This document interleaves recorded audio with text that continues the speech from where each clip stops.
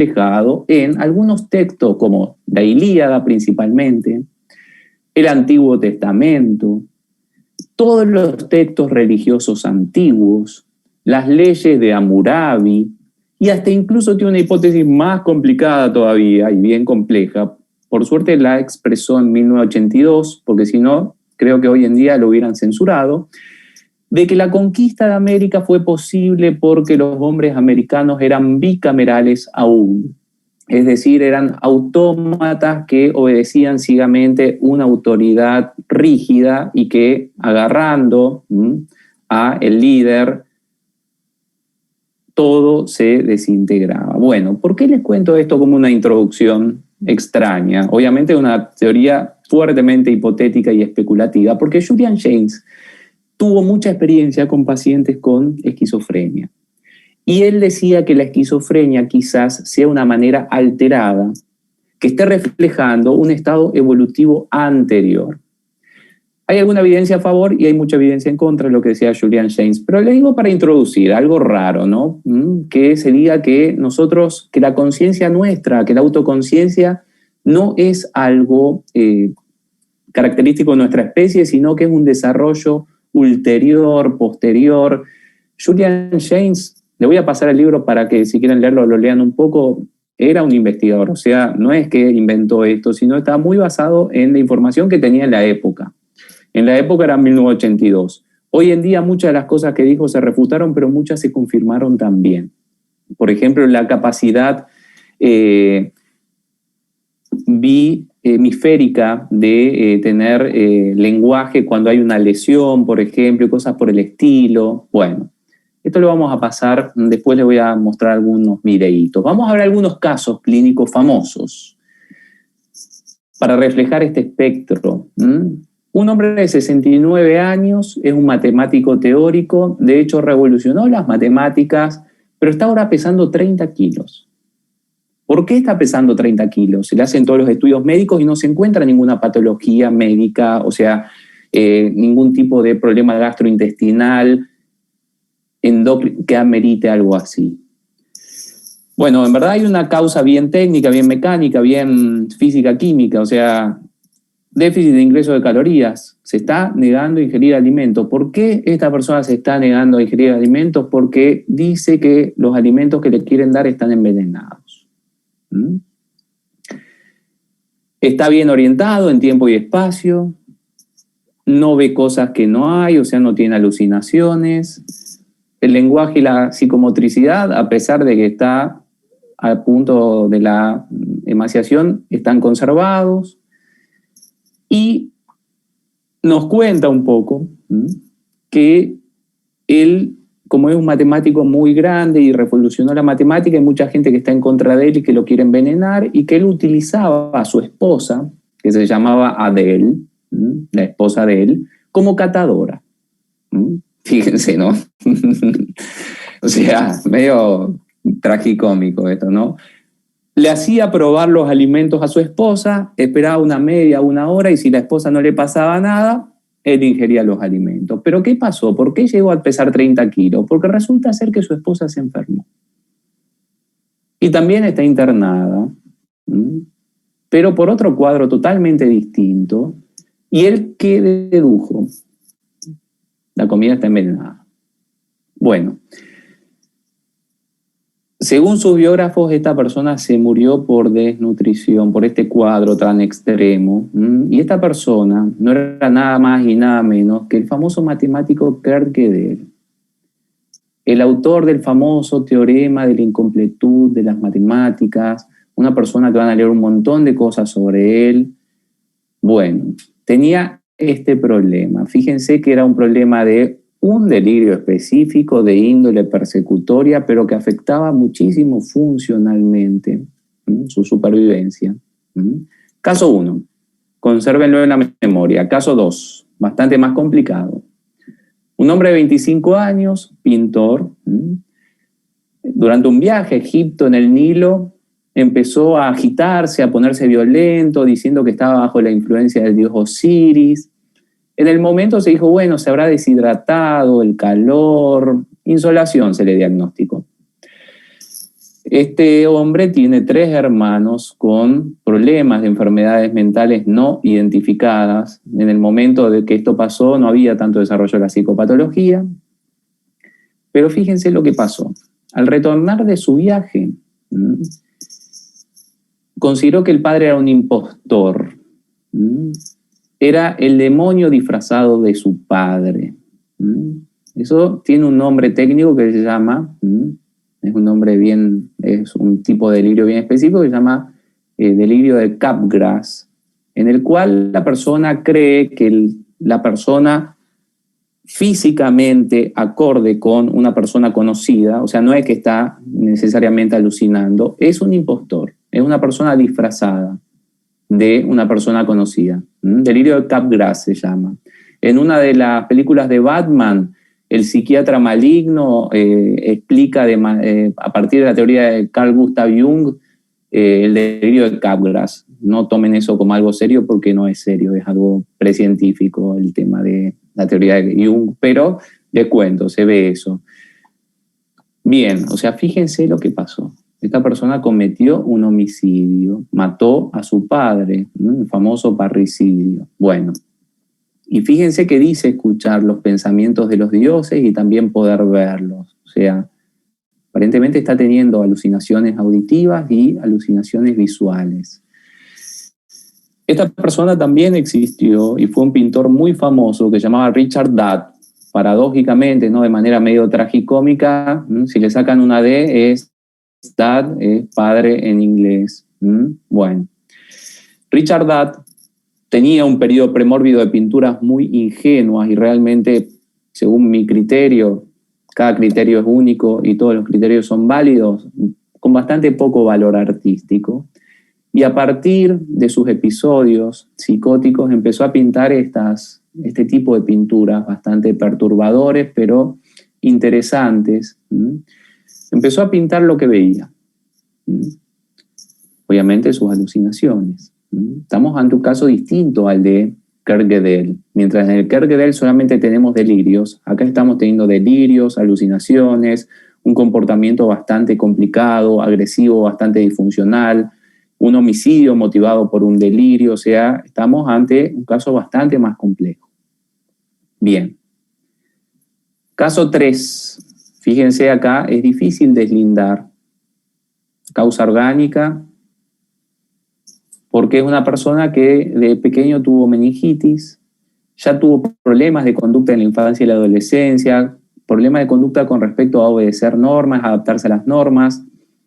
Hace 10 años ya tiene una adicción, una dependencia a los opioides por dolores nerviosos, dolores físicos. Y ya desde la adolescencia empezó a tener delirios. Fíjense lo que dice esta persona. Adoptó el apellido materno, cambiar de conciencia, él se ve como el salvador de Francia, Francia se vendió al anticristo, él es una especie de iluminado, un héroe sacrificial, bien. Cuestiones persecutorias, están tratando de envenenarlos, cuestiones vinculadas con las cuestiones viscerales y genitales, cuestiones míticas y esquizotípicas con respecto al tema este de Dios, interpretaciones religiosas de los eventos políticos de la época, la Segunda Guerra Mundial, una especie de rechazo profundo y vilificación profunda del sexo, el sexo es malo, la conspiración mundial, bueno, en fin. Esta persona también fue un artista famoso, Antonin Artaud, un artista considerado surrealista, un poeta, y justamente se desconoce cuál era la patología que tenía porque hay varias hipótesis. Hay hipótesis que la meningitis le generó daños neurológicos, los cuales después se manifestaron en una especie de psicosis orgánica o psicosis causada por una patología temprana. Hay hipótesis de que tenía esquizofrenia y también tuvo otros problemas. Bien. El caso 4 es el caso de una persona que ganó el Premio Nobel de Literatura y que lo rechazó. Y si estaríamos quizás en una época más antigua, estaríamos estudiando quizás algún material de Henry A. El Tratado de las Alucinaciones de Henry A., el Tratado de Psicopatología de Henry A. Por lo menos en Argentina se estudia mucho y en mi carrera lo vimos bastante pormenorizado y había cosas bastante interesantes en la historia de la psiquiatría. Por ejemplo, según Henry A., la neurosis de guerra, que no existe más ese diagnóstico, es una mezcla de estrés postraumático y trastorno de pánico. Un ejemplo, ¿no?, de cómo fue evolucionando el tema psicopatológico. Bueno, este hombre le pidió a Henry A. que le inyecte mescalina y Henry A. le hizo caso. Bueno, y empezó a generarle alucinaciones visuales, ópticas, langostas, cangrejos, pero alucinaciones conscientes. ¿Qué quiere decir? Que la persona era consciente que tenía una alucinación. Y no le perturbaban tanto. Dice que aprendió a convivir y que después se fueron diluyendo con respecto al tiempo. Bueno, de apariencia, fíjense, la persona que aparece más rara, ¿no? Jean-Paul Sartre, dramaturgo, filósofo, bueno. Obviamente esto es un tema inducido por sustancias, lo que tenía él. Bueno, lo que vimos de estos casos pintorescos y famosos reflejan lo que se llaman los trastornos psicóticos o los trastornos del espectro de la esquizofrenia. Técnicamente o etimológicamente la psicosis es justamente enfermedad del alma. Bueno, sin embargo, de manera más técnica, engloba, delimita un conjunto de afectaciones extremadamente graves con respecto a la conciencia de la realidad, con respecto al feedback que nuestros sentidos nos dan de la realidad, con respecto a la adaptación a la realidad en cuanto a activación y desactivación, con respecto a la motricidad, o sea, prácticamente afectan prácticamente todos los ámbitos del comportamiento. Dentro del espectro de la esquizofrenia, en el DSM-5, van a encontrar algunas cosas que vamos a ver más adelante, como el trastorno esquizotípico de la personalidad, el trastorno delirante, que es el caso de Kerr-Gödel, todo lo que es esquizofrenia, trastorno esquizofreniforme, que es una esquizofrenia que dura menos de la esquizofrenia, y algunas cuestiones más complejas como el trastorno esquizoafectivo. Bueno, sintetizando, los trastornos psicóticos afectan prácticamente todos los ámbitos del comportamiento. Y hay algunas cosas que no se difunden tanto, generalmente los síntomas negativos. Los síntomas negativos se confunden con falta de voluntad, con pereza, con trastorno depresivo mayor. Y suelen ser síntomas mucho más complicados que los síntomas positivos. O sea, una persona con síntomas negativos tiene un pronóstico muchísimo más reservado, muchísimo más sombrío que con síntomas positivos. Ya lo vamos a ver a esto y vamos a ver por qué esto es así. Bien. Vamos a ver un caso para introducir el primer diagnóstico. Ya que les hablé de esto, esto suele verse en consultorio. La familia que quiere que su hijo consulte porque lo ve muy aislado, muy introvertido, así lo llama, no le gusta nada, no hace nada, no estudia, no trabaja. Esto le genera conflicto a los padres que le dicen que es un vago, que no está haciendo nada, que se aprovecha de ellos. Bueno, el padre, fíjense que lo califica éticamente a su hijo, como que voluntariamente está haciendo esto a propósito. Y la madre lo ve con un poquitito más de perspectiva, pero no tanto, o sea que le preocupa, pero cree que esto es efecto de las drogas. Le hicieron análisis, no surgió nada de drogas. Bueno. Ahora, fíjense en profundidad qué nos dice esta persona. Que creo que le están haciendo algo, que le están poniendo cosas en la mente, cosas locas, que muchos le quieren hacer mal. Nos está diciendo que está teniendo fenómenos de difusión de pensamiento. Estos son los rangos de Carl Schneider. Siente que sus pensamientos se difunden, se van para afuera. El eco de pensamiento, que hacen eco en el exterior. De repente se anima, a veces no pasa esto en la primera consulta, que por las noches siente que bajan espíritus, que a veces son buenos, pero a veces son demonios y le dicen cosas. Y fíjense las cosas que le dicen, que es un inútil, que no sirve para nada, por qué no se mata, que mate a su familia, que su familia merece morir. De repente aparece esto. A veces aparece, las cuestiones alucinatorias aparecen a veces en sesión. A veces el paciente puede tolerar esto y a veces se agita mucho. Es una situación que a veces genera mucha agitación. ¿Y qué más nos dice? Obviamente ya algunas cosas que no tienen sentido, que son ilógicas, que uno tiene que ser o exitoso o fracasado y por eso él decidió no hacer nada. Esto es bien alogia, se llama esto. Algo que no tiene sentido. Fíjense esto que puede ser peligroso, induce a pensar en lo que se llama Capgras. Muchas veces creo que mis padres son los demonios y otra que los demonios son mis padres. Bueno, ojo porque vieron cómo terminó esto con Richard Dad, ¿no? Lo que yo necesito es un arma. Arma viene de armar será que viene de amar eso necesito un arma de armar una arma. Bueno, una especie de esquizofasia del discurso, ¿no? Necesito tranquilidad, por eso no me muevo. Bueno, obviamente que con todos estos datos, si descartamos que esto sea inducido por sustancias y si descartamos algún tipo de anomalía profunda neurológica como una neoplasia encefálica, estamos hablando de algo que tiene una entidad bastante reconocida y su nombre se debe a este señor de acá. Bleuler, Kraepelin, generalmente Bleuler y Kraepelin siempre se dice que parecen zonas internas de un neuropsiquiátrico por su aspecto medio raro, ¿no?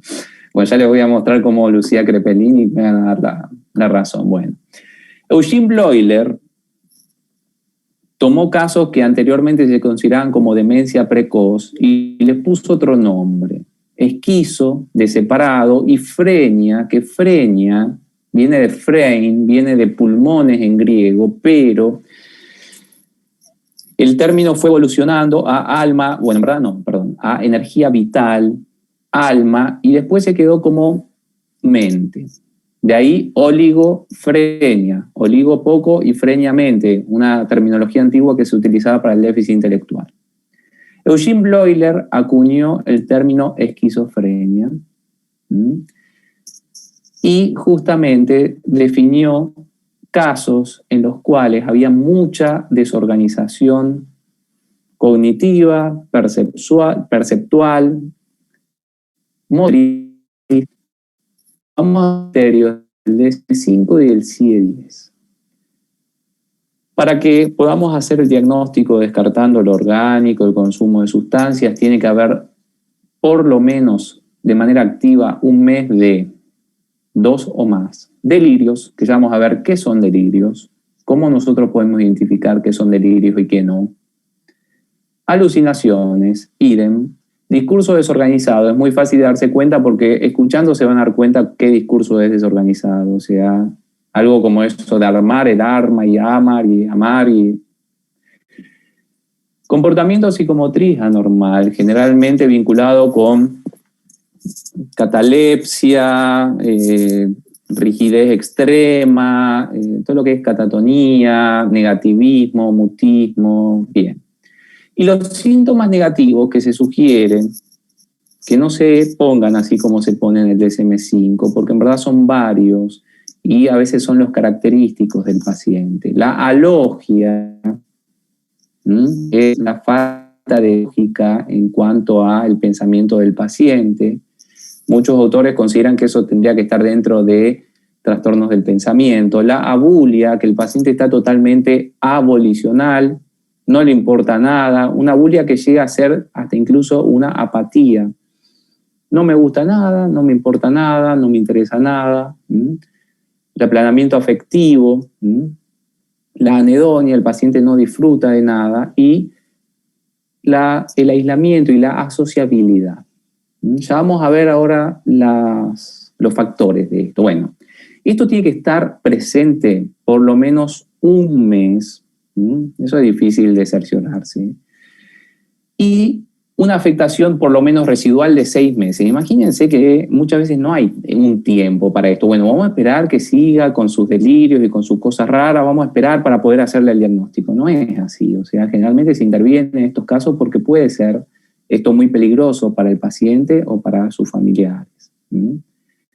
Bueno, ahora fíjense, en el CIE-10, el criterio está mucho más vinculado con los criterios o los síntomas de primer rango de Kurt Schneider, que era también un psiquiatra muy famoso. Por lo menos uno de los siguientes, fíjense: eco, inserción, robo o difusión de pensamiento. Mi pensamiento hace eco. ¿Se acuerdan lo que dijo el paciente? Me están metiendo pensamientos en la mente, me están robando pensamientos, mis pensamientos se van para afuera. Bueno. Ideas delirantes de control, de influencia o de pasividad. Alguien me está haciendo cosas, alguien me está haciendo sentir cosas, alguien me endurece el cuerpo, bueno. Voces, delirios alucinatorios, o sea, alucinaciones vinculadas con lo auditivo, alucinaciones auditivas, comentan la actividad del paciente, discuten entre sí. Bien.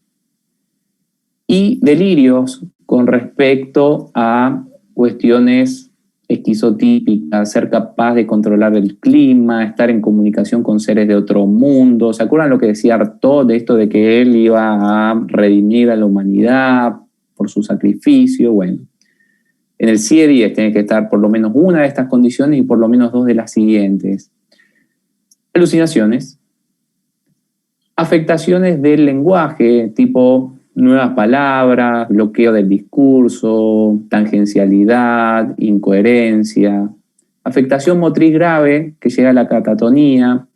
Ya vamos a ver algunos videos de eso. Y fíjense, lo mismo pasa en el CIE que en el DSM. Se le da poca importancia a los síntomas negativos en cuanto a descripción, que pueden ser muchos: apatía, pobreza del discurso, embotamiento general de la afectividad, incongruencia en las respuestas. Y fíjense que justamente los síntomas negativos se pueden confundir con episodios, con estados de reactivos a la medicación neuroléptica, o sea que la persona está muy apagada. Bueno. Interesante, fíjense que es más fácil hacer técnicamente el diagnóstico con el DSM que con el CIE. El CIE-10 hace algo que el CIE-11 deja de hacer: separa las esquizofrenias. En esquizofrenia paranoide, cuando lo que prepondera son los delirios persecutorios o los delirios en general; hebefrénica, cuando es algo muy desorganizado, la persona está desorganizada, con comportamientos desorganizados. Bueno, fíjense también esta cuestión que es interesante: la esquizofrenia catatónica, cuando lo que principalmente está afectada es la motricidad, que puede ser inhibitoria o excitatoria. Vamos a ver esos 2 casos en un video, que son 2 videos interesantes. La esquizofrenia residual, que es cuando el paciente está muy apagado, con muchos síntomas negativos, prácticamente está muy, muy disfuncional. Y la esquizofrenia simple, que es algo que se cuestionó mucho, pero es interesante, porque generalmente así pueden comenzar muchos casos de esquizofrenia. ¿Cómo? De repente la persona se pone abolicional, no tiene más iniciativa, no está haciendo nada. Recuerdo un caso que me hizo acordar a la película, al libro, El Resplandor. En el libro Resplandor de Stephen King, el autor, se lo voy a spoilear un poco, pero bueno, es algo muy conocido ya, creo que tendrían que haber visto probablemente, y si no, discúlpenme, pero es importante para los fines pedagógicos. Jack Torrance es protagonista del Resplandor es un profesor de literatura que perdió su cátedra porque agredió físicamente a un alumno que le había pinchado las cubiertas del auto, y debido a esto se ve obligado a ser cuidador de un hotel en la época de invierno, que se llama Overlook, el hotel, y se quedan aislados en el Overlook con su familia. Él aprovecha esa circunstancia para escribir una novela que lo va a sacar de todo ese estado de pauperización según su criterio. Cuando la esposa ve la novela que está escribiendo, la traducción en español, que no es exactamente, es creo que más vale pájaro en mano que 100 volando. Escribió eso como 200 o 300 páginas. En Los Simpson hay una parodia de eso, que Homero escribe sin televisión y sin cerveza, Homero pierde la cabeza. Bueno, todo el tiempo escribe eso. Bueno,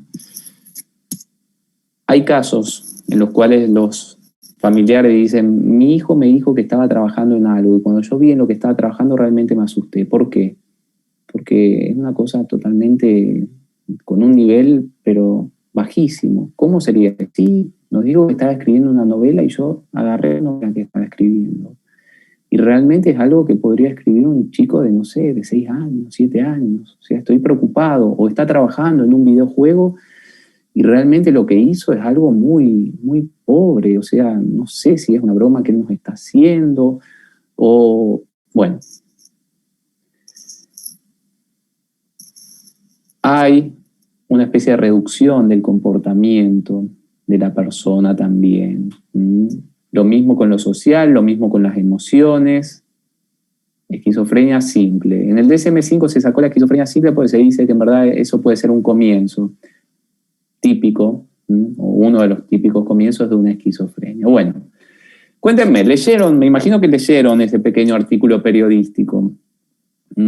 ¿Qué piensan de ese artículo? Pues es raro, porque se reportan hechos, pero hechos muy raros, que le perforaron el escroto con un tornillo, con una tuerca, pero no le hicieron daño en los vasos sanguíneos, que lo están persiguiendo desde 1922.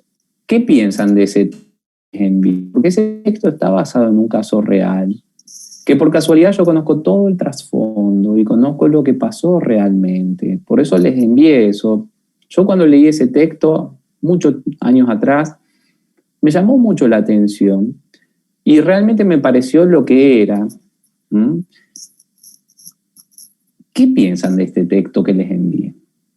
Cuéntenme. La verdad, personalmente me pareció un texto bastante raro, un caso muy raro, porque hacía referencia también a un comunicado de que anteriormente a otros periodistas también tipo, recibían ese tipo de amenazas y eso. Y también me pareció muy raro que 6 años luego, y tipo, parecía real, pero no parecía real al mismo tiempo. Bueno, porque era un texto raro, o sea, en parte parecía verosímil. Bueno, lo están persiguiendo, un periodista que lo persiguen, obviamente, puede pasar esto. De hecho, ustedes saben, remitámonos a la historia de Paraguay, no tanto a Argentina. Ustedes saben, esta fue víctima de atentados y fueron muertos por... en Argentina también hay un caso muy famoso que es el caso de José Luis Cabezas. José Luis Cabezas le sacó una foto a un empresario que era súper poderoso, pero que quería quedar en el anonimato, y tiempo después apareció quemado en el baúl de un auto, o sea, en Pinamar creo que era. Bueno, vieron que creo que se menciona ese caso. Es raro, porque es raro que tanto tiempo de persecución. Si ustedes conocen el background de Argentina, eso que dice esta persona o que decía esta persona es muy raro. Antijudío, nazi, peronista, golira, son todas cosas de hace mucho tiempo atrás, que hoy en día es raro que alguien lo persigan tanto tiempo. Es muy raro que no se identifique, siendo que hay muchos factores para poder identificar esto, no tan difícilmente. Y ha habido muchos cambios de gobierno en esa época en Argentina, o sea que es difícil que incluso si esto es algo orquestado desde el poder no se descubra, porque no hay un carácter tan monolítico del poder. Y es un texto raro, es un texto raro. ¿Qué les parece a ustedes? ¿Será cierto esto de lo del escroto, lo de que lo tajearon? Porque se reporta en la noticia como si hubiera pasado. Pero ¿les parece que hay pruebas de esto? Hay pruebas de que, porque fíjense que la persona habla de cosas muy fáciles de comprobar. Un examen físico permitiría, imagínense, ¿no?, comprobar algo así. ¿Qué les parece que pasó cuando se llevó esto a la justicia? Que ahí habla un poco. Por ejemplo, decía que recibía amenazas. Pero de repente, ¿qué se encontró en eso? Porque el texto habla un poquitito de eso. ¿Será cierto esto de que recibía amenazas y que quedaron grabadas en la máquina contestadora? ¿Será cierto esto que se reporta de que le hicieron un daño físico? Porque si uno lee un diario va a decir, bueno, es cierto esto está constatado, hay registros de esto, hay profesionales que han... ¿Qué les parece a ustedes? Creo que decía que era la misma voz, o sea, era su misma voz la que se enviaban. Bueno, porque ese es un caso muy interesante. Se hizo público porque a veces estos casos se hacen públicos. Como ya vamos a ver cuando veamos demencia frontotemporal, que un famoso neurólogo tuvo que afrontar un juicio porque un paciente al cual él le había diagnosticado demencia frontotemporal lo demandó. A veces pasan estas cosas. Obviamente que uno diría, no, pero esto parece tipo una película, que uno está queriendo hacer tipo un gaslighting y está queriendo negar lo que le pasa a esta pobre persona, es un periodista perseguido, bueno. Esta persona tenía un trastorno bien específico. Se hicieron todas las pericias, no tenía nada en el cuerpo. Eso del escroto y todas esas cosas no son ciertas. Y ustedes dirán, ¿y cómo se publicó esto? En verdad esta persona tenía mucha influencia en los medios periodísticos de la época y medio que hizo pesar esta influencia para que se publique esto. También le hicieron una entrevista en el diario La Nación y después se cortó el tema porque se vio que en verdad no había evidencia de que estaba siendo perseguido. Muchas de las cosas que él dijo eran contrastables y se refutaron. No tenía cicatrices, no tenía nada en el dedo, obviamente menos en la región genital. Es un caso de esto que están leyendo acá, de delirio. Técnicamente de trastorno delirante de tipo persecutorio. Cuéntenme, ¿cuál es la definición de delirio? ¿Qué les parece? ¿Cómo nosotros podemos darnos cuenta que algo es un delirio?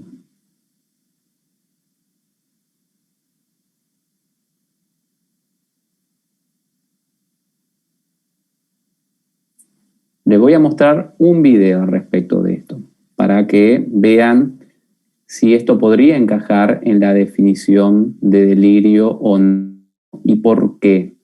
Esperen que vamos a adelantar un poquitito, a ver. Este video es muy interesante. Este video está grabado en una clínica pionera, que es la clínica Douglas de Montreal.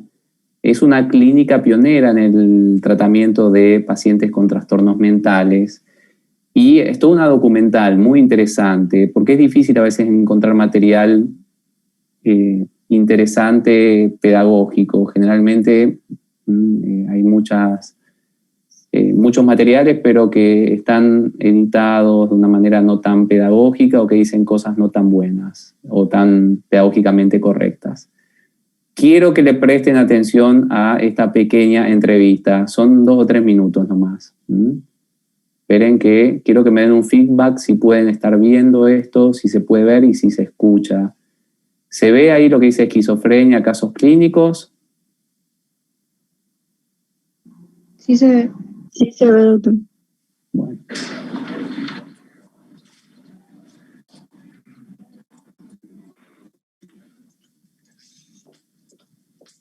Hola, señor Hood. Hola, doctor Bloom, ¿cómo está? Bien, siéntese. Hoy he tenido una llamada. Eso está bien, sí, ahora está mucho mejor, por eso lleva su ropa. Sí, mi espalda ya está otra vez bien. Esta mañana me han dado mi ropa, todo es normal, me encuentro bien. Bien, de hecho, de eso quería hablar con usted. Bien. Porque ahora está mejor y ya hemos hablado de lo que sería necesario para darle el alta. Sí, sí. Y ahora estamos empezando a acercarnos a ese momento. Sí, un momento.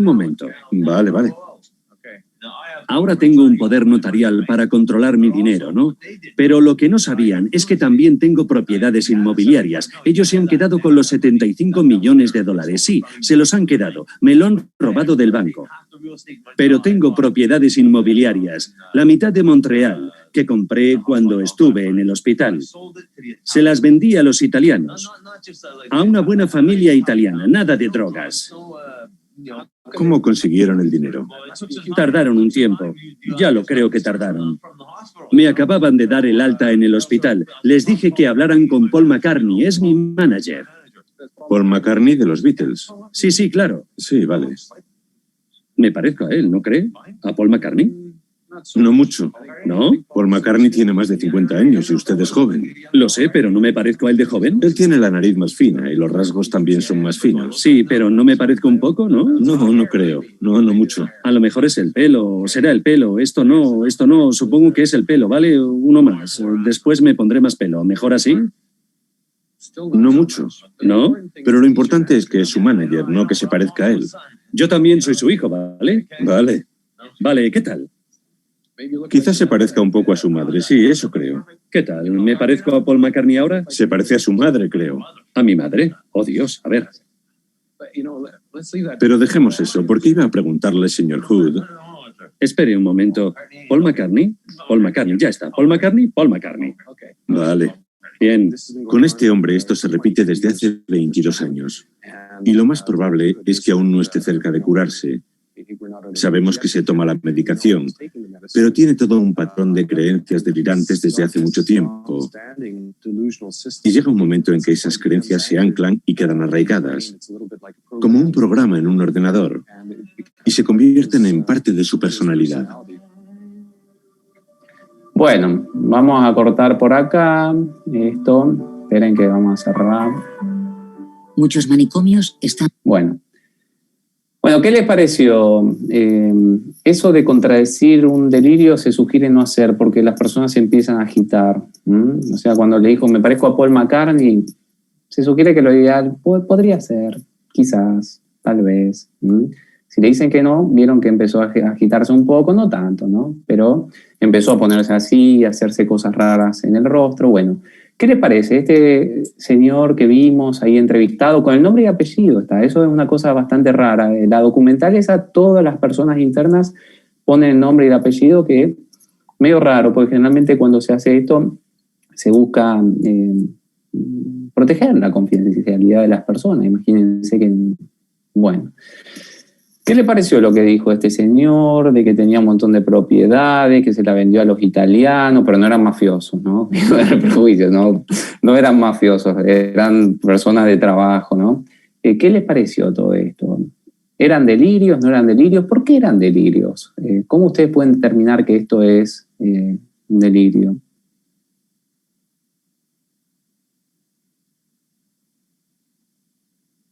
Dijo que se parecía a Paul McCartney. Después que él era el hijo de Paul McCartney, que era el representante de él, era Paul McCartney. Puede ser la idea de algo irreal, asociar a algo irreal lo que tiene. Bueno, muy bien. Una de las primeras conceptualizaciones de los delirios fue algo justamente que no coincide, o sea, es un conjunto de creencias que no coincide con la realidad. Karl Jaspers, en su tratado de psicopatología, trató de ir por ese lado. Como Karl Jaspers también era filósofo, se metió en el álgido mundo de tener que definir lo que es la realidad. Tiene que ver con eso el delirio, muy bien. Ahora cuéntenme, esto que dice este señor, ¿es fácil de comprobar que es falso o no? Sí. Bueno, porque en verdad uno dice, bueno, mira, a ver, si vos sos el hijo de Paul McCartney, no sé, algún vínculo tendría que haber entre ustedes, o vos tendrías que poder llamar a Paul McCartney si es tu representante y yo podría hablar con Paul McCartney, o vos me podrías presentar a Paul McCartney, o si tenés tanto dinero, ¿dónde están esas cuentas? Bueno, otra característica de los delirios es que justamente los delirios son contrastables, pero generalmente la persona cuando se contrasta un delirio no se convence. Ya les conté ese caso que siempre se cuenta en el Hospital Centenario de Rosario, de una persona que vino con un tipo de delirio que se llama delirio de Cotard. El delirio de Cotard es cuando la persona cree que falta un tipo de órgano, que se le está pudriendo algún tipo de órgano, o incluso llega al extremo de que partes de él no existen o él mismo no existe. Por eso se llama delirio de Cotard o delirio nihilista. Tiene grados, desde me falta el cerebro, o me falta el corazón, o no tengo sangre, hasta cosas más extremas como yo no existo, todo esto no existe, no tipo Matrix, sino no existo, yo no existo. O sea, bueno. ¿Cómo una persona cree que no existe, doctor? ¿Cómo aparece? Bueno, muy interesante, Ada, esa pregunta. El delirio de nihilismo, como dije, tiene grados. No es algo lógico ni algo de lo cual uno tenga feedback, porque justamente, ya que hablamos de Matrix, podríamos hablar de René Descartes, y René Descartes decía que podemos dudar de nuestra existencia, pero no de que tenemos un feedback de la realidad, no decía así. No de que pensamos, decía Descartes. Y si pensamos, por lo tanto, tenemos que deducir que nuestro pensamiento es algo que existe, por lo tanto, cogito ergo sum, o sea, pienso, por lo tanto, luego, sequitur, existo. En este caso, el delirio de Cotard puede llegar hasta incluso a que la persona dude de su propia existencia y extrañamente no de la existencia de los demás. ¿Por qué esto es así? Bueno, porque como en todos los delirios hay disfunciones en la parte, en las redes cerebrales que nos dan un feedback de realidad. Entonces, ya vamos a ver qué es lo que sucede en el cerebro, porque el problema en la esquizofrenia es que empieza a haber un patrón generalizado de desconexión de diversos sistemas que hacen que todo funcione mal. O sea, que la persona, en este caso Ada, pierda el feedback de que existe. Y uno dice, bueno, pero si está pensando, si está hablando, si está teniendo algunas experiencias perceptuales, viscerales, por lo tanto, bueno, esa capacidad de deducir hechos, los inputs en la esquizofrenia está cortada, destruida, de una manera que depende de la gravedad del mismo trastorno. En este caso, vamos a tomar un caso un poco más leve. Este señor, es muy fácil darse cuenta si uno es o no es hijo de Paul McCartney, si uno es millonario o no. No es muy difícil eso. En el caso que les estaba contando, les conté la vez pasada, pero se los repito, un señor que viene diciendo que no tiene sangre. Lo que hace el médico es, le dice a la enfermera que le extraiga sangre. Tiempo después vuelve el médico y le dice, mire señor, aquí está su sangre, usted quédese tranquilo que tiene sangre usted.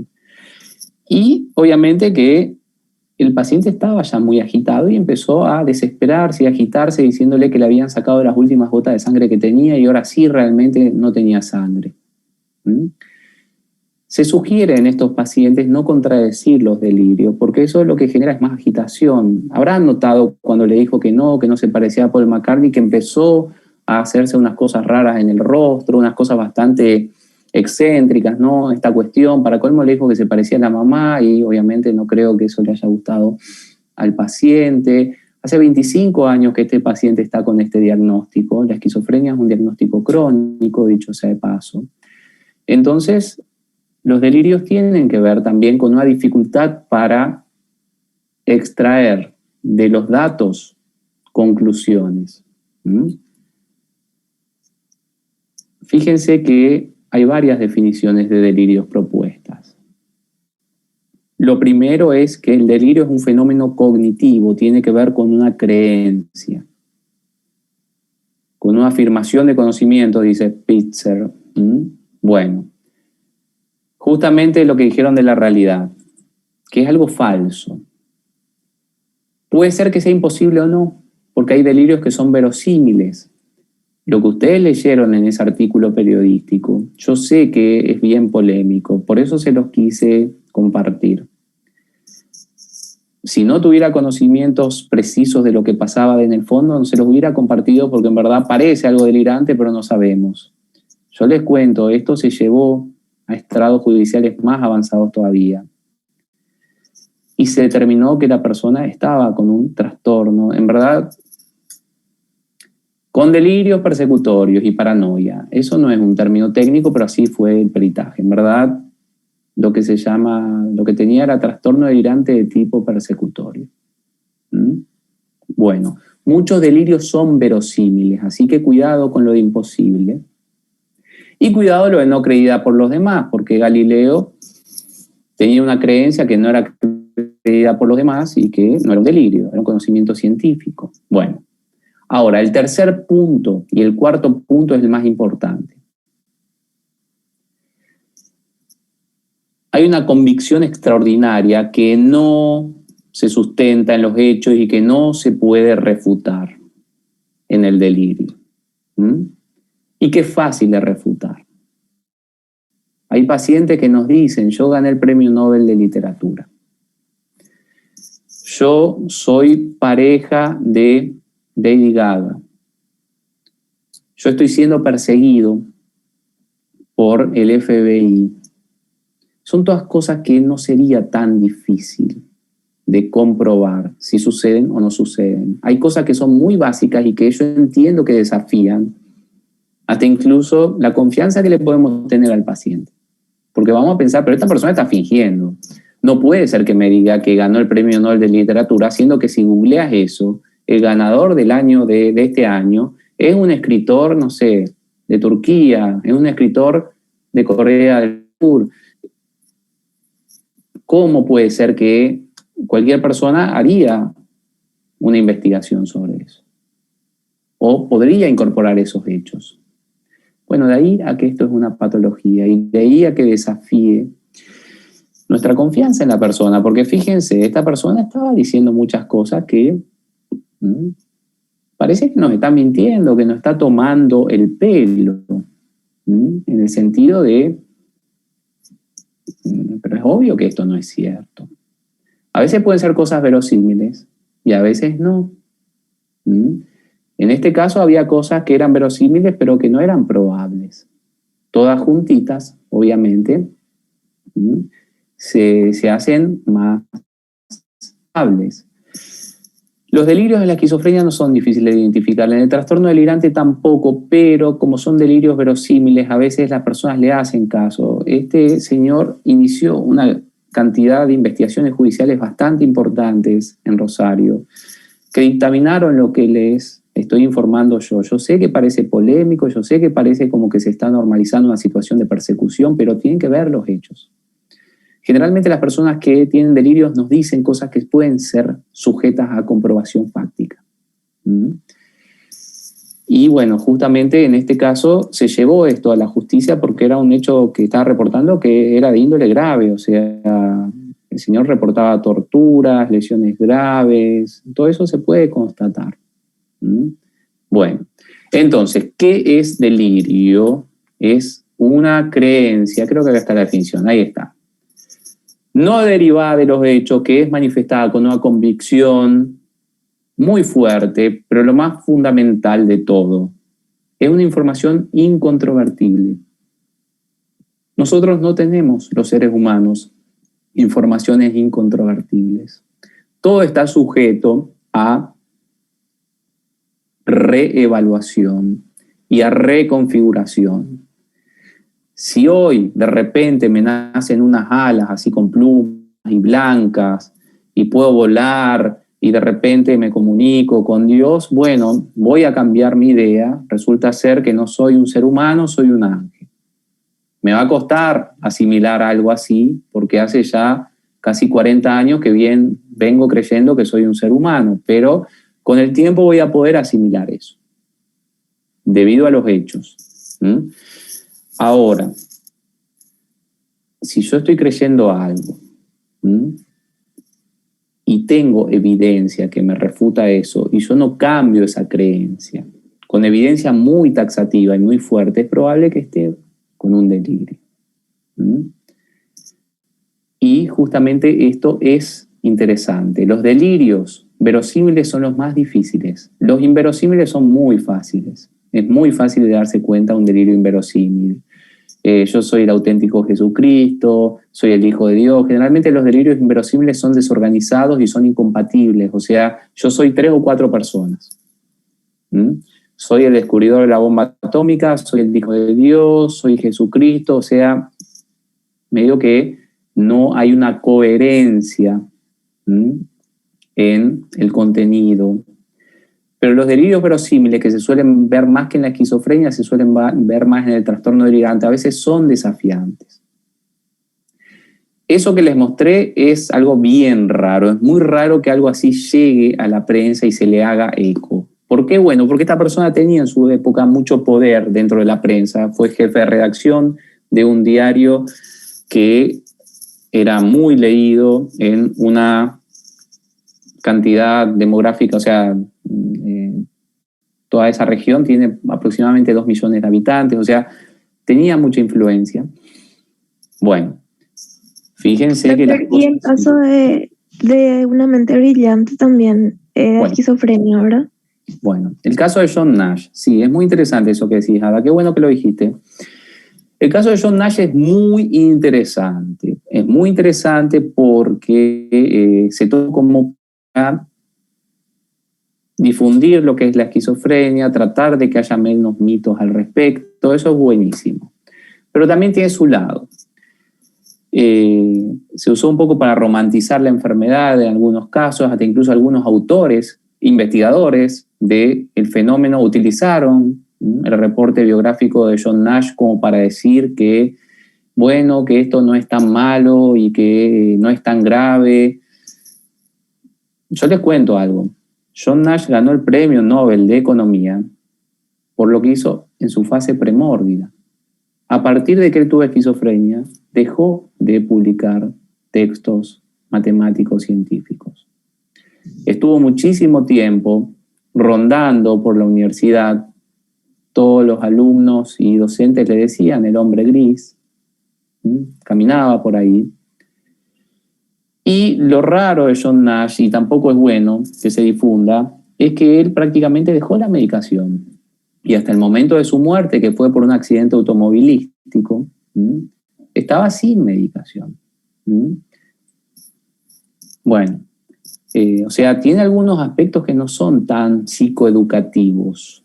Sí, da para pensar que él era más inteligente por tener esquizofrenia, siendo que no es así. Bueno, muy bien, nada, espectacular. Qué bueno que mencionas esto, porque bueno, está ese tema, o sea, está bueno difundir esto, es bueno que se pierdan los prejuicios, pero ojo, porque hay cosas que uno tiene que ir viendo. Lamentablemente la esquizofrenia, vamos a ver, tiene algunas características que son bastante complicadas.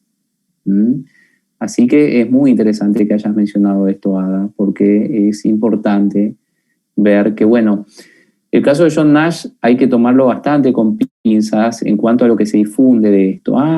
¿Se puede ganar el premio Nobel teniendo esquizofrenia? Sí, se puede, pero la producción de John Nash fue antes de la esquizofrenia, o sea, en un estado premórbido.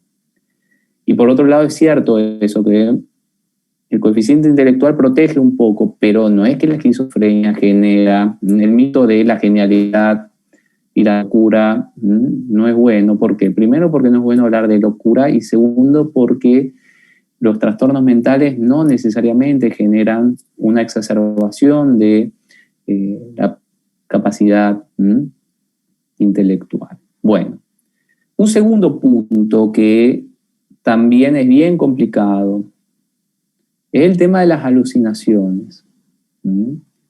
Todos nosotros tenemos un feedback de la realidad a partir de las percepciones que tenemos.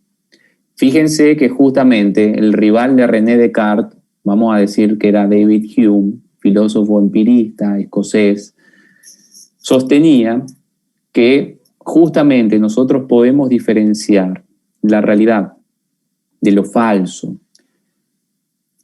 de lo delirante, de lo equivocado, a partir del feedback que tenemos de nuestros sentidos.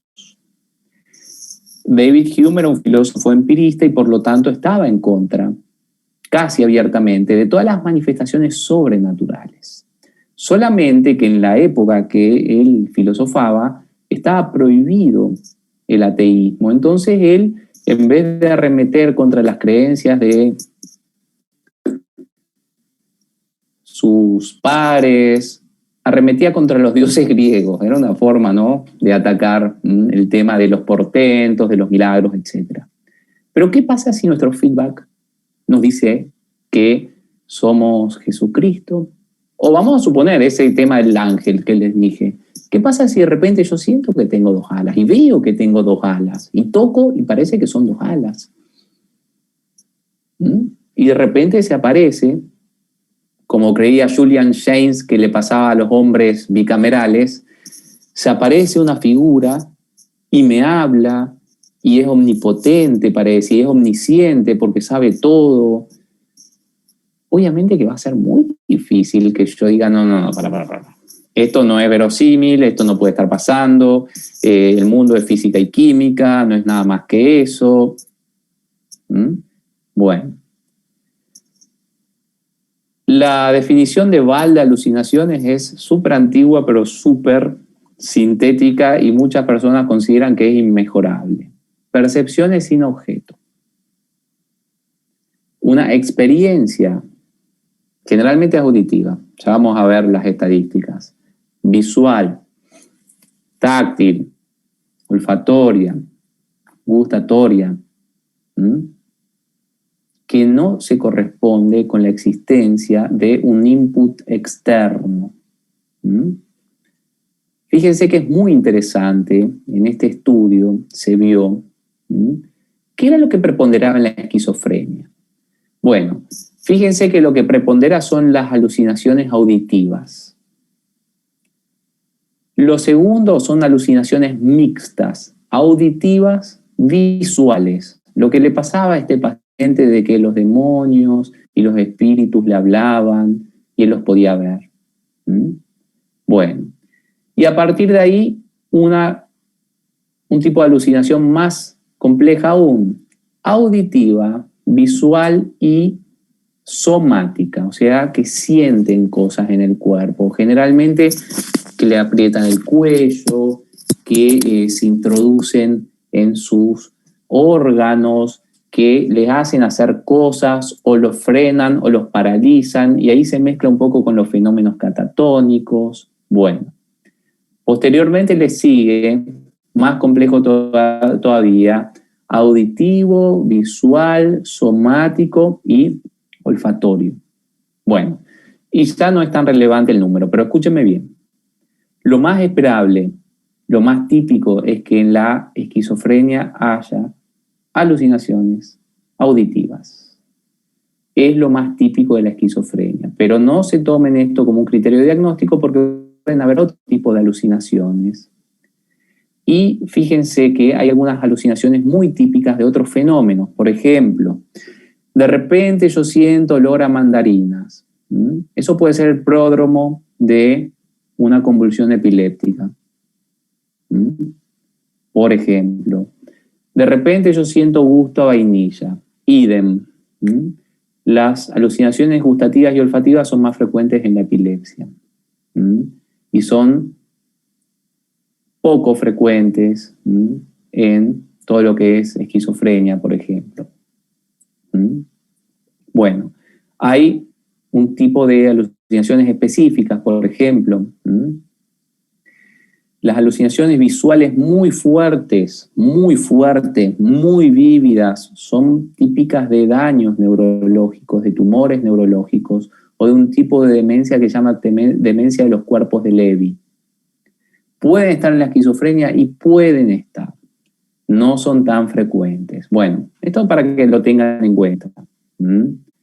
Bien. Alucinaciones. ¿Han tenido la posibilidad de conocer a alguna persona con alucinaciones o ver una persona con alucinaciones activas en su momento? Quizás no es tan frecuente, pero les pregunto. ¿Tiene alguna experiencia en ver esto? Porque esto es más difícil de ver. Los delirios son más fáciles de detectar porque son contenidos que se verbalizan. Las alucinaciones no siempre se verbalizan. Yo no, doctor. Bueno, es que es más raro. Generalmente el tema alucinatorio no es algo tan de signo, es más bien un síntoma que la persona nos remite, o cuando la persona actúa raro, o empieza a mover los ojos de una manera extraña, o empieza a hablarse a sí mismo, o a hablarle a las voces diciéndole que se callen, que lo dejen tranquilo. O sea, muy bien. Bueno. El discurso desorganizado es algo que es bastante fácil de darse cuenta. Es algo que enseguida se van a dar cuenta que hay algo raro. La tangencialidad o descarrilamiento, fíjense que refleja un déficit cognitivo con respecto a la capacidad verbal de prestarle atención a un conjunto de informaciones e ir por esas informaciones. Fíjense que acá hay todas derivaciones: Mallorca, sol, verano, moreno, melanina, piel, piel con casa, abrigos de piel. La esquizofasia es más frecuente cuando la persona está más desorganizada todavía. No sé si les gusta la literatura y si les gusta la historia de la literatura. A inicios del siglo XX, una corriente que se llamaba surrealismo, de la cual era parte Antonin Artaud, pero el principal proponente era André Breton. Proponía que se escriba de esta manera, que uno deje al azar y que escriba lo que se le ocurra, sin ninguna estructura. Los contenidos de esa producción son casi indistinguibles de los contenidos esquizofásicos de pacientes con esquizofrenia. Eso es interesante, ¿verdad? Fíjense que es algo que enseguida le va a llamar la atención, que no se le puede ver una coherencia, una estructura. Bueno, la ilogicidad es también parte de la logia de los síntomas negativos, y son cosas que no tienen sentido. Para estar tranquilo me quedé quieto, de repente tengo que ser muy bueno o muy malo. Son unas cosas, son razonamientos que no tienen su razón de ser. Las asociaciones fonéticas es por homofonía, rimas. Y el bloqueo es algo que se da mucho en las demencias también. La persona se queda bloqueada un tiempo, salta a otro tema, o se queda bloqueada y no puede hablar más. El bloqueo es señal de deterioro cognitivo, y en la esquizofrenia lamentablemente sucede esto. Bueno, discurso desorganizado. ¿Qué me pueden decir con respecto a esto? ¿Han tenido experiencia de escuchar a alguien con discurso desorganizado? ¿No tanto? ¿Nunca escucharon a alguien con estas manifestaciones? Cuéntenme un poco. Alguien que habla raro, que no se le entiende lo que está diciendo. Yo le conozco a un señor que vive cerca de mi casa, que él, por ejemplo, trabaja como ayudante de albañil, ¿verdad? Pero dice así cosas a veces sin sentido o qué sé yo, ¿verdad? En una de esas estaban trabajando, ¿verdad? Justamente cerca de mi casa, y el señor parece que se iba a desmayar, algo así, ¿verdad? Y dijo, se me viene la noche encima, y se acostó así. Bueno, qué interesante. Yo quiero que le presten mucha atención. Freud había escrito un texto que se llama La psicopatología de la vida cotidiana. No me refiero a esto de manera un poco analógica. Si ustedes escuchan estas cosas, van a escuchar cosas raras. Si ustedes escuchan las personas, van a ver esto en su vida diaria, porque técnicamente se estima que 1,5, 0,9% de la población tiene esquizofrenia. O sea, sí o sí vamos a estar en contacto con alguna persona así, y no siempre está apoyada, detectada, tratada, contenida. Generalmente esto se ve como algo medio ético, ¿no? Como el padre este que nos dice que le da vergüenza a su hijo, sin ver que su hijo está con síntomas negativos de la esquizofrenia. Bueno, genial. Bueno, psicomotricidad anormal. Siempre les hablo de un autor que me gusta mucho a mí. Creo que compartí un manual de él con ustedes también, que es Michael Alan Taylor. Michael Alan Taylor es un autor muy interesante porque muchas de las cosas que él se anticipó se fueron dando después. Una de las anticipaciones es que él considera que la catatonía es una entidad nosológica aparte, que puede ser parte principalmente de los trastornos depresivos y también de la esquizofrenia, pero que hay una catatonía pura. El CIE 11 reconoció esto, o va a reconocer esto cuando entre en vigencia, o sea, está reconocido esto. Y vamos a ver algunos ejemplos, porque el problema con la catatonía es justamente que tiene varios criterios y que hay varios tipos o subtipos de catatonía. Desde la catatonía que se le llama inhibitoria, con catalepsia, es decir, con rigidez, la famosa flexibilidad seria, ¿se acuerdan que el Chavo del Ocho tenía esto, hacía una mímica de esto? Hasta la catatonía excitatoria, que es que la persona tiene una gran cantidad de actividades motoras excesivas, hasta el negativismo, hasta la ecolalia o ecopraxia, que vamos a ir viendo. Entonces, fíjense, para ver esto es importante que tengamos algún ejemplo para que ustedes vean que esto es bien llamativo, no es algo así nomás, es algo que les va a llamar mucho la atención si están en posibilidad de presenciar. Vamos a ver primero un caso que se grabó con fines pedagógicos de la Universidad de Newcastle. Bueno, creo que están pudiendo ver. Les cuento, no los quiero desilusionar, pero la persona que está acá es un actor, no es un paciente real, pero está actuando muy bien, así que quiero que lo vean. ¿Están pudiendo ver esto de Newcastle University? Sí, doctor. Bueno, genial. Vamos a ver un poquitito y les voy a traducir lo que sea necesario. Bueno, ¿no? Catatonia.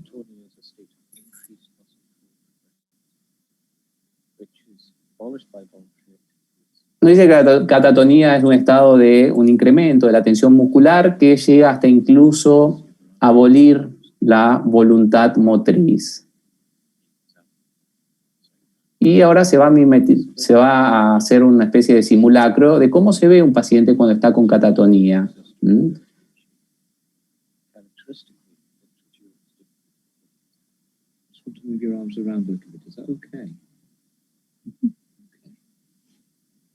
Fíjense que la persona le da la mano y después tiene una dificultad para relajar los músculos y soltar la mano. Ahora le dice que, al estilo de los Simpson, no sé si vieron cuando Homero estaba siendo entrenado por, creo que era la CIA o el FBI, le está diciendo, yo ahora te voy a dar la mano, pero quiero que vos no me des la mano. Quiero que vos trates de inhibir la tendencia a darme la mano automáticamente, a ver qué pasa. Bueno. Una dificultad inhibitoria motriz, muy bien. Think carefully about what I'm asking you to do. When I put my hand out, as though I'm going to shake your hand, don't take it. I do not. Cuando te dé la mano, quiero que no me des la mano. Quiero que le prestes atención a esto. ¿Puede ser? Bien. Okay, that's fine. Fíjense. And relax for a second. La flexibilidad seria, que se da justamente por un exceso de tensión muscular y un déficit de control motriz. Ahora voy a mover tu brazo, despacito. Fíjense cómo se pueden dar posturas que son contrarias a las posturas clásicas, en contra de la gravedad, una...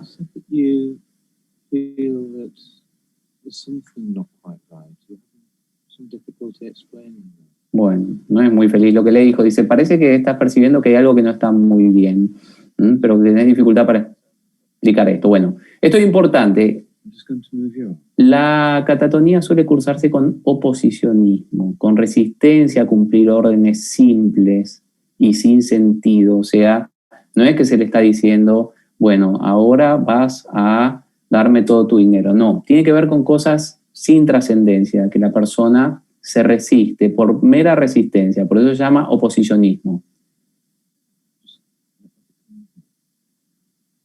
Quiero que trates de mover un poco la mano y dirigirla hacia mí.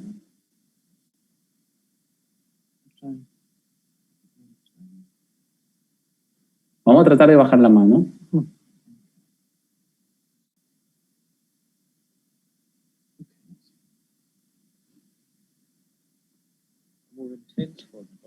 El negativismo puede llegar hasta incluso la aversión, es decir, el rechazo de estar en contacto con otras personas.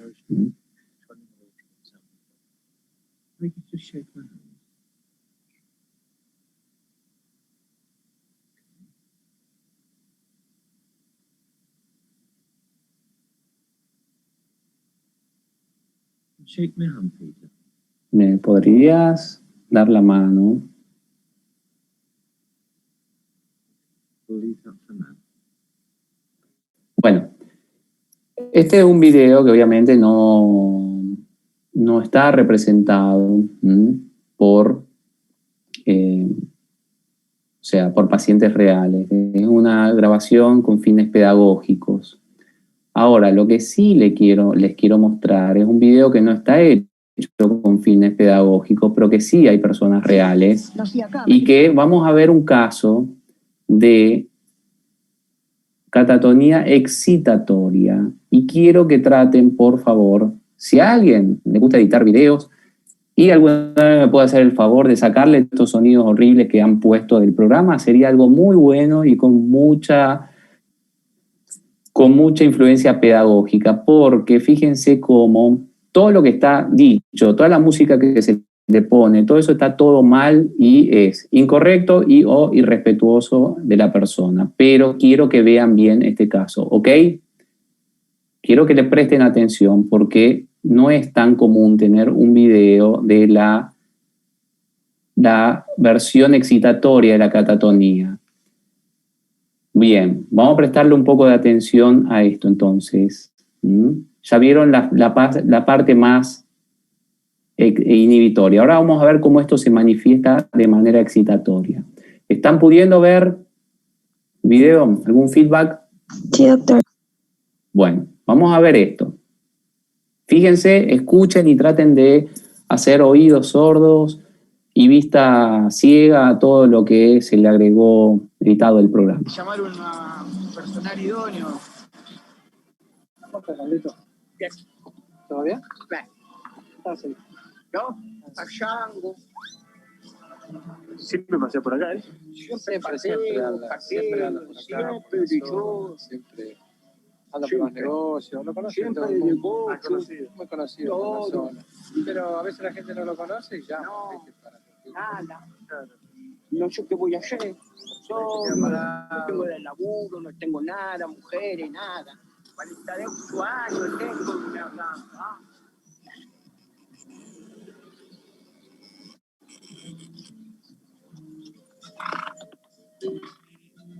Y cada tanto le agarran estos ataques. Sí, la agarran así. Por eso la gente llama.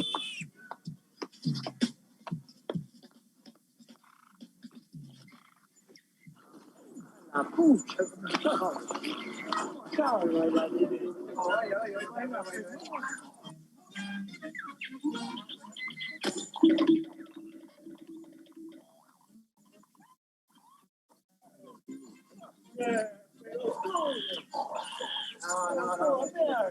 Tranquilo, Carlito.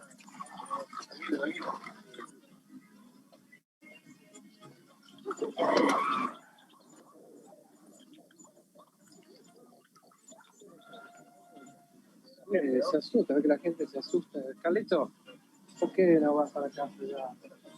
¿No? Vamos. Bueno, vieron, ¿no? Esas cuestiones de edición sería bueno poder editar, pero está bueno el ejemplo en el sentido siguiente, que no es tan común tener otros ejemplos, por lo menos no he encontrado así fílmicos, de esta parte, que es justamente actividad motora excesiva. Habrán visto otras cosas, por ejemplo, el tema del negativismo, el tema de la ecolalia y la ecopraxia cuando empezó a ser así. El tema de que la gente se toma esto para broma y bueno, después se le fue encima a la señora, no de manera violenta, sino obviamente entiendo que la gente se asusta y bueno, estos son conductas psicomotrices anormales, desde la más clásica que vimos en el primer video, con catalepsia, cierto estupor, la resistencia a las órdenes, las estereotipias y manierismos, hasta la versión más excitatoria del segundo video. ¿Dudas, comentarios al respecto?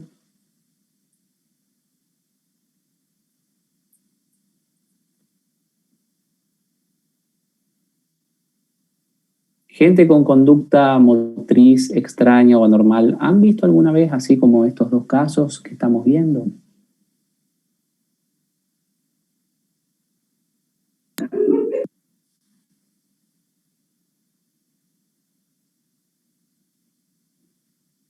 Yo nunca, la verdad, doctor. Bueno. En la vida real tampoco, o sea, lo que yo conocía era el síndrome de Tourette, ¿puede ser? No sé si se pronuncia así. Bueno, está bien, pero bueno, el síndrome de Tourette es de otro espectro, es del espectro, según Hollander y otros autores, es del espectro obsesivo, son tics vocálicos, tics motrices, cierta tendencia a la coprolalia, o sea, repetir palabras socialmente inadecuadas, la copropraxia, hacer gestos inadecuados. Bien, muy bien, bueno, porque lo que vieron acá es bien típico de la catatonía. El primer ejemplo, el segundo ejemplo. El segundo ejemplo es un ejemplo realista y tenía algunos fenómenos, ecolalia, esa actividad motriz inmotivada, así que se usaba ahí en el video como de burla, pero bueno, por eso es importante siempre difundir estas cuestiones. Bien, genial. Ahora, por más que no lo crean, esto es lo más complicado. No hace nada, no le gusta nada, todo el tiempo está solo, solamente juega a los videojuegos y a veces juega, dejó las 3 carreras, no se expresa, parece como que no tiene emociones, es algo súper anormal, súper grave y él ni se da cuenta. Bueno, tiene razón, este relato es algo muy anormal y muy grave. Fíjense, ¿qué edad tenés? El paciente está como que no escuchó, no reacciona, se le repite la pregunta, el paciente no reacciona facialmente y luego de 20 segundos responde muy lentamente, que no sabe, que cree que tiene 20.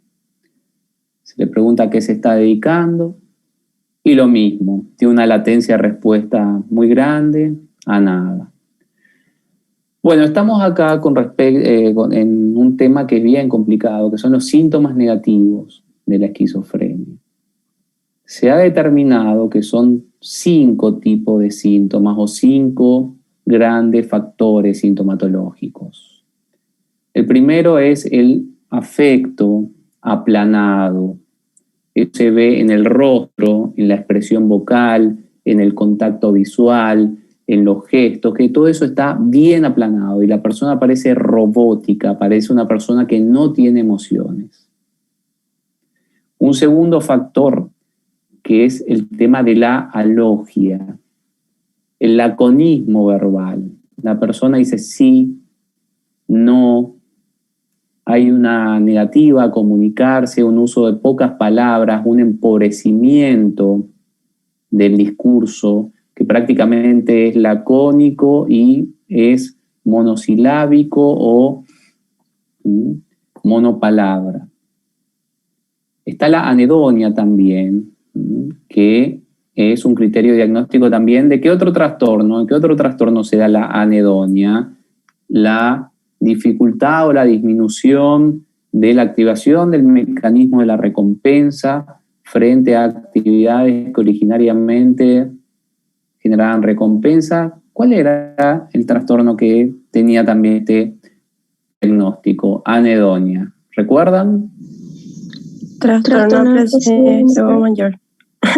Bueno, espectacular, Elena, espectacular, súper, sí.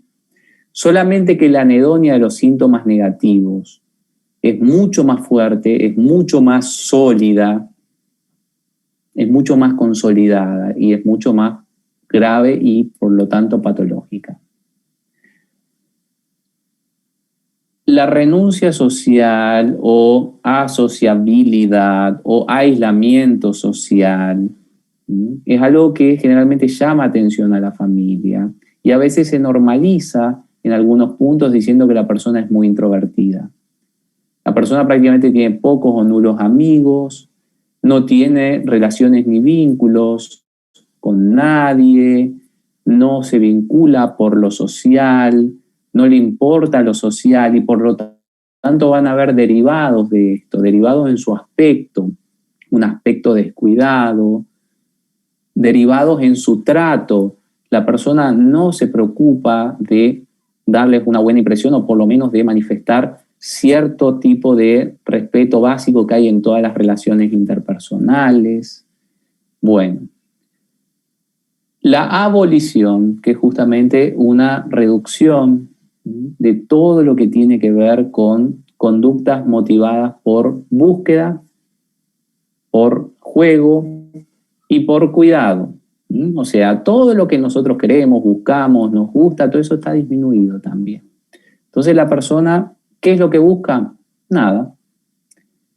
¿Qué actividades de placer tiene? Casi ninguna.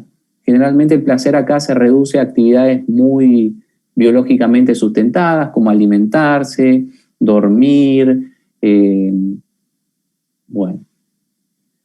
Obviamente que se imaginarán que esto, que parece raro pero menos raro, es lo más complicado. Ustedes dirán, ¿por qué síntomas negativos? ¿Y cuáles son los positivos? Bueno, hay varias definiciones de por qué son negativos y positivos, pero positivo se dice todo lo que excede lo normal.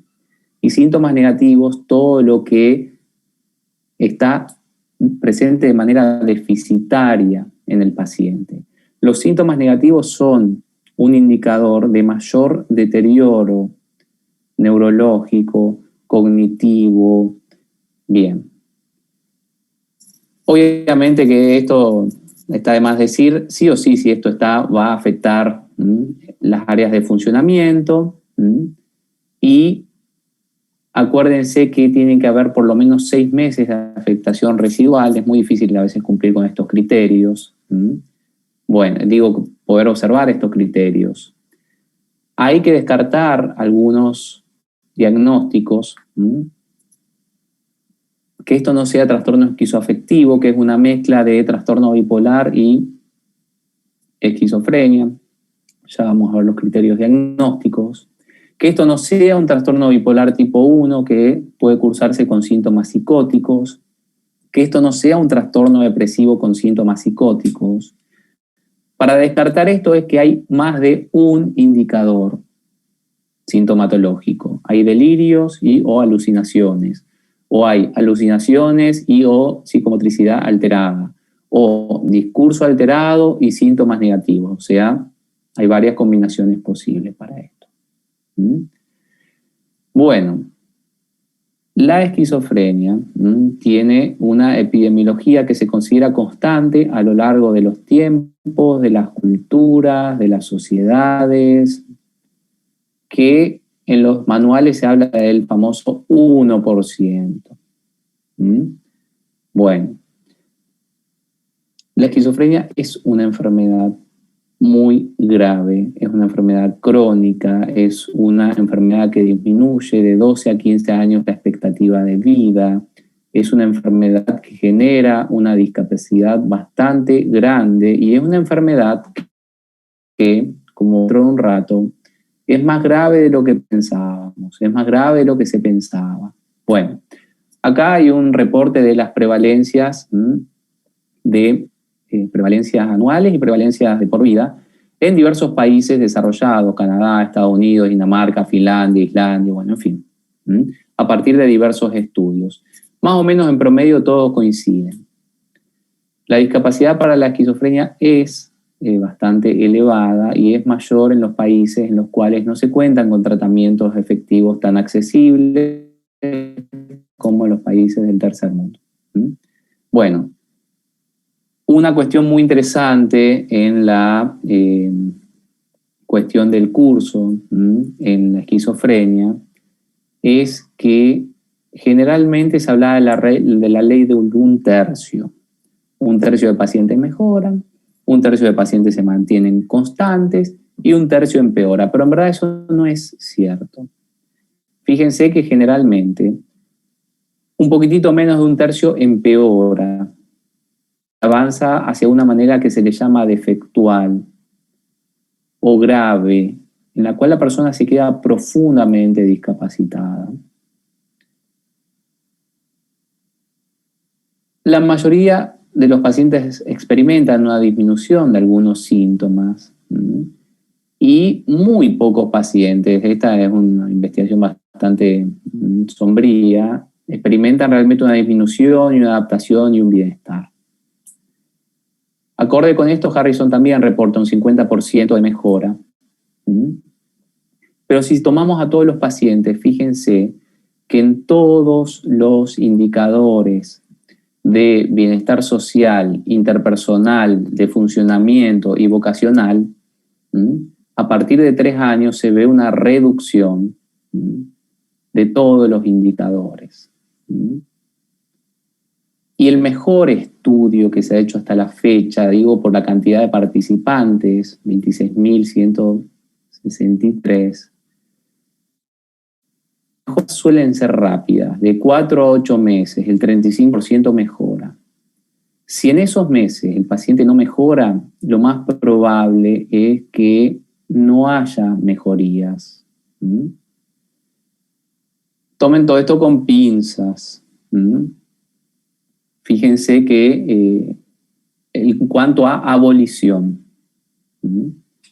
fíjense que pacientes con abolición generalmente experimentan una reducción y después un aumento de la abolición a lo largo de los años. Pacientes con sintomatología elevada y pacientes con sintomatología baja.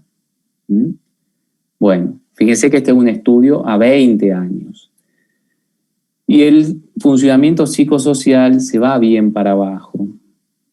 O sea, yo tengo muchos manuales de tratamiento y de diagnóstico y muchos libros descriptivos de esquizofrenia que dicen que es un mito que la esquizofrenia sea una enfermedad discapacitante. Fíjense los hechos. Ojalá fuera un mito. Los hechos son muy contundentes y ahora cuando veamos un poco más adelante algunas cosas vamos a ver que más todavía. Bueno, en cuanto a los síntomas de la esquizofrenia, fíjense que estamos, para arriba está peor, para abajo mejor. Generalmente los peores resultados se tienen en pacientes con síntomas negativos. Son pacientes que quedan discapacitados. Resultados intermedios, pacientes que tienen más síntomas cognitivos vinculados con la logia, vinculados con el descarrilamiento del discurso, están en el límite. Y los pacientes que tienen puramente síntomas positivos, delirios, alucinaciones, suelen tener mejores resultados.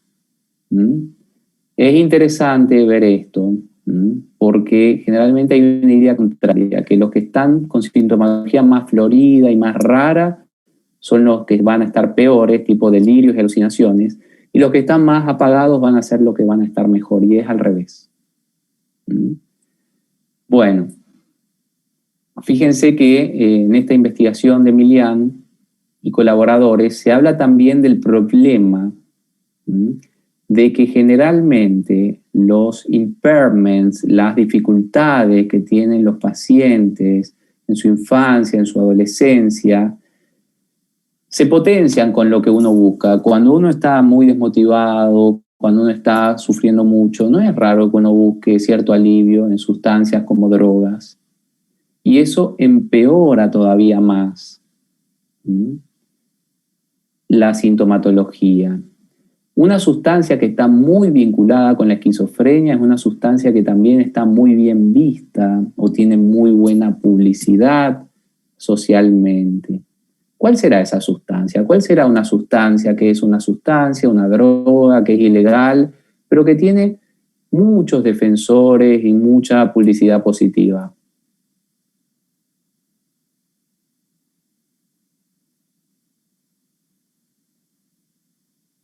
De todas las drogas que se consumen, legales o ilegales, ¿cuál es la que ¿Puede ser, doctor? Bueno, muy bien, genial, genial. Bueno, todo lo que es marihuana. Lamentablemente la marihuana es la sustancia ilegal más vinculada con la esquizofrenia y incluso hay hipótesis de que podría ser inductora de esquizofrenia, podría ser un trigger de esquizofrenia o en un consumo prolongado podría ser hasta incluso un factor etiológico de la esquizofrenia. Bueno, fíjense algunos predictores de buen pronóstico como el sexo femenino, que la enfermedad comience de manera aguda, que la persona sea ya mayor, o sea, tenga mayor edad en el comienzo de la patología, que se manifieste con síntomas positivos y mezclado con síntomas del estado de ánimo y un buen funcionamiento premórbido.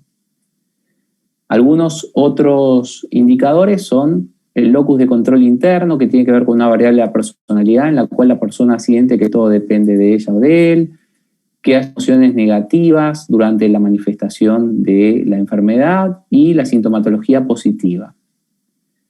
Bueno, y el buen pronóstico cognitivo es un elevado funcionamiento premórbido, una baja edad, bueno, en fin. La esquizofrenia, como toda patología grave, es altamente comórbida con otras patologías, como por ejemplo con el trastorno depresivo mayor, con el abuso de sustancias, con la fobia social, que hay que distinguir si es una fobia social pura o es esquizotípica, ya vamos a ver qué es eso. Con el trastorno obsesivo compulsivo, tanto es así que van a encontrar muchos pacientes que tienen algunas características obsesivas compulsivas también, que se mezclan con cuestiones delirantes. Bueno, las características psicológicas de estas personas son bastante típicas y se reducen a 3 grandes factores. El factor esquizotípico, el factor esquizoide y el factor paranoide. ¿Sintieron hablar de lo que se llama esquizotipia o lo que se llama esquizoidia? Paranoia obviamente que sí habrán sentido hablar porque es algo que está bastante difundido. Pero el factor esquizotípico, por ejemplo, ¿qué es esquizotipia? ¿Qué es una persona que tenga características esquizotípicas? ¿A qué se está refiriendo eso? ¿Tienen alguna idea?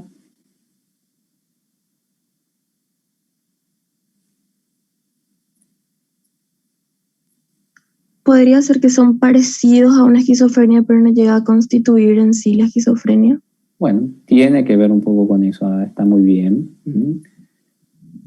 Generalmente las personas con esquizotipia tienen creencias no basadas en los hechos, o sea, creencias sobrenaturales que tampoco están sustentadas en su background cultural. No es que la persona tiene creencia en la reencarnación porque aprendió esto del budismo, del hinduismo, no. Es una persona que tiene creencias muy extrañas, no basadas en los hechos y no basadas en la cultura, generalmente creencias vinculadas con lo sobrenatural, la adivinación, la predestinación, las capacidades de telequinesia, de proyectarse al futuro, de muchas cuestiones así. Bueno, las personas con esquizotipia, aparte de esto, tienen una ansiedad social elevadísima y no está vinculada con lo que van a pensar los demás de mí, sino con que tienen miedo que los demás le hagan daño. Y generalmente esto se mezcla con creencias esquizotípicas que los demás me van a extraer la energía, me van a dar mala vibra, van a influir en mi forma de pensar o sentir, me van a transmitir energías negativas. Bueno, Las personas con esquizotipia son muy raras. Generalmente se van a dar cuenta enseguida de ver una persona ya luce rara, habla de una manera rara, con un tono que no es atribuible a su cultura, tono, prosodia, expresiones verbales muy extrañas. Muchas veces las personas con esquizotipia se confunden con personas que están dentro del trastorno del espectro del autismo. No es lo mismo, ni está relacionado, pero a veces se las confunde. Bien. Las personas con esquizoidia son las personas que prácticamente son indistinguibles con síntomas negativos. Personas aplanadas, apáticas, nada les gusta, nada les motiva, no tienen miedo, pero tampoco tienen deseo, no tienen felicidad, pero tampoco tienen tristeza, todo le da medio lo mismo. Ustedes pueden decirle, te ganás una Ferrari, $1 millón, la persona no se va a inmutar, lográs los conocimientos necesarios para revolucionar la ciencia, no se va a inmutar. Bueno, eso es lo que se llama esquizoidia. Indistinguible los síntomas negativos, pero se cree que es un pasito menor. Bueno, y los rasgos paranoides no hace falta que les explique, saben, es pensar que uno está siendo perseguido, pensar que las personas son hostiles a nosotros, pensar que las personas nos quieren hacer daño. Bien. Una característica que también se ve y que se consideró que es un endofenotipo, pero después se vio que no tanto, es el tema de una menor capacidad intelectual. La mayoría de las personas con esquizofrenia no se destacaron intelectualmente en el colegio,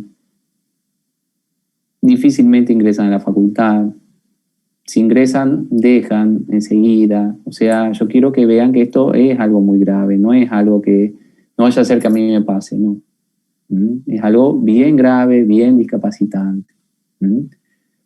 Fíjense esta investigación de hace 2 años, en comparación con grupos control, ¿qué es lo que más hacen y lo que menos hacen las personas con esquizofrenia? Actividades productivas menos, actividades no productivas más, actividades de autocuidado un poquitito más que el promedio, actividades de ocuparse de la casa menos que el promedio, actividades de hobbies en las casas menos que el promedio, hobbies fuera de la casa menos que el promedio, actividades vocacionales mucho menos y actividades vinculadas con tratamientos médicos más. Bueno, esto es interesante para que ustedes vean. Generalmente todo lo que es motivacional en la esquizofrenia está muy afectado. Y la motivación es fundamental para que nos vaya bien. Bueno, vamos a terminar con esto. ¿Se acuerdan que le dije que Kraepelin tenía un aspecto bastante particular? Bueno, es el que está de su lado derecho. Arnold Pick y Kraepelin. Emil Kraepelin. Arnold Pick era un psiquiatra, un médico psiquiatra, neurólogo de la República Checa. Emil Kraepelin, de Alemania. Heinrich Schulz, que no es el mismo Heinrich Schulz de la relajación de Schulz. Arnold Pick y Emil Kraepelin, en ese orden cronológico, calificaron toda esta sintomatología que ahora tenemos bien delimitada en un trastorno específico como demencia precoz. Fueron duramente atacados a partir de los años 60, 70, 80, diciendo que habían generado un prejuicio y que en la esquizofrenia no había una demencia precoz y que esto lo único que hacía era estigmatizar más el trastorno. Bueno, sin embargo, cuando esto se empezó a investigar de una manera muy objetiva, se empezó a ver que, bueno, generalmente, cuanto más consolidado estaba el diagnóstico, menores niveles de coeficiente intelectual tenían los participantes. Este es un metaanálisis que se hizo en cuanto a calidad de diagnóstico. Se cree que la esquizofrenia tiene un tamaño del efecto, es lo que está reportado acá, medio de reducción con respecto al coeficiente intelectual. Fíjense esta otra investigación que toma sujetos control y los toma como media y los compara con sujetos con esquizofrenia o participantes con esquizofrenia. La reducción de percentiles. El promedio de las personas con esquizofrenia en todo lo que es composición o habilidades cognitivas generales estaría en el percentil 25, mientras que el promedio de personas sin esquizofrenia estaría en 50. Lo que más se ve afectado es la velocidad de procesamiento, la memoria de trabajo, el aprendizaje visual, lo que menos es el razonamiento, pero todo está afectado. O sea, yo quiero que vean los hechos. En esta investigación de seguimiento de 10 años de personas con trastorno depresivo mayor, personas con experiencias psicóticas, personas con trastorno depresivo mayor de tipo con síntomas psicóticos y personas con trastornos psicóticos que incluye esquizofrenia y trastorno delirante, fíjense cómo evolucionaron en los 20 años las personas con trastornos psicóticos, que es lo que está en color vino, lila, bueno, no es lila eso, ¿qué sería? Un color vino, algo así, bordó. Bueno, fíjense cómo va para abajo esto. Mientras que extrañamente, es un poco extraño esto, ¿no? Las personas con trastorno depresivo mayor con síntomas psicóticos mostraron un nivel un poquitito mayor y una evolución un poquitito mayor que los controles. Bueno, entonces, fíjense qué importante es el déficit que genera la esquizofrenia y la semana que viene vamos a ver por qué esto es así. Bien. Para la semana que viene, bueno, último. Y en un estudio que se tomaron 1.000 casos controles y 817 participantes, se vio que mientras la media del control era 102, que es más o menos la media poblacional, la media de pacientes con el primer episodio psicótico era 85. Les recuerdo que si bien esto es relativo a una población de comparación, a partir de 80 ya se considera que existe una evidencia psicométrica de déficit intelectual. Entonces, para que ustedes vean que esto es bastante complicado. Muy bien. Bueno, próxima clase. Tienen ustedes lo que compartí con ustedes, que ahora voy a revisar, que es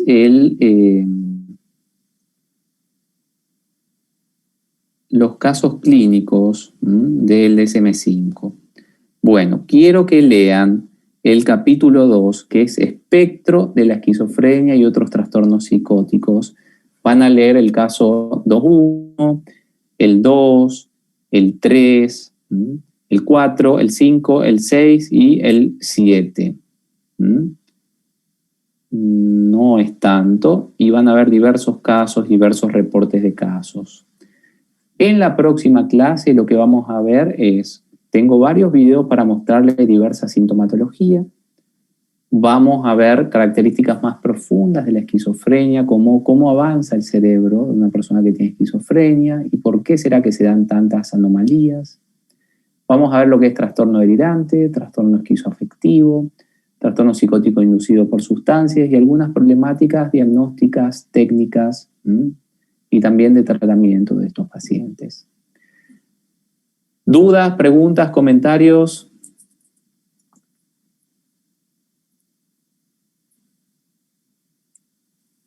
De mi parte no, doctor. Quedó muy claro todo. Muchas gracias. Bueno, espectacular. Bien. Fíjense que tienen ese material al acceso de ustedes, que es un complemento del DSM-5, es para entrenamiento de ese material. Quiero que traten de usarlo para ir viendo cómo se presentan estos pacientes, qué es lo que está reportado, ¿de acuerdo? Está bien, doctor. Bueno, que pasen muy bien. Nos vemos entonces la semana que viene. Que descansen mucho. Fíjense, repasen los criterios diagnósticos también del DSM-5 con respecto a esquizofrenia. Son muy fáciles los criterios diagnósticos, no es tan fácil identificar eso, o la descripción, delirios, por ejemplo, alucinaciones, pero hay una gran cantidad de delirios que ya vamos a ver. Hay toda una tipificación de delirios que son muchos, ya los vamos a ver también.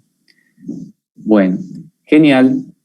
Que pasen muy bien, cuídense mucho, mucha fuerza, nos vemos la semana que viene, ¿de acuerdo? Bien, doctor. Chao, chao. Bueno, hasta luego. Chau, chau. Hasta luego. Chao, chao. Doctor, chau, chau. Chau.